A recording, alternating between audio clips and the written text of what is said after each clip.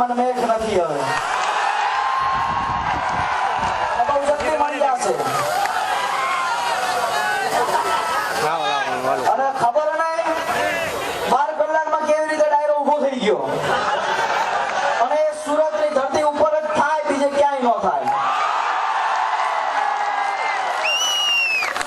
જ્યારે સુરત થી અહીંયા આવવાનો વિસ્તાર જોયો મેં કીધું ધરમભાઈ મન નથી લાગતું કોઈ પબ્લિક આવે પણ જ્યારે અમે પાર્કિંગમાં હતા અને ગાડીઓની લાઈન દેખાતી હતી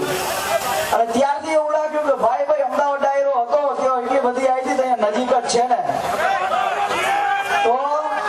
આપ સૌએ જે અહીંયા આવ્યા છો પરંતુ એક જ કહીશ કે 9 પાટીદાર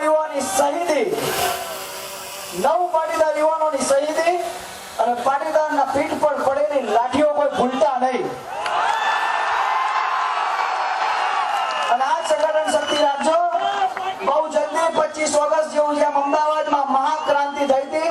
એવી સૌરાષ્ટ્રમાં રાજકોટમાં ટૂંક સમયમાં કરવા જઈ રહ્યા છીએ અને આપ સૌનો સહકાર મળે એ જ આશ રાખીએ છીએ સૌનો આભાર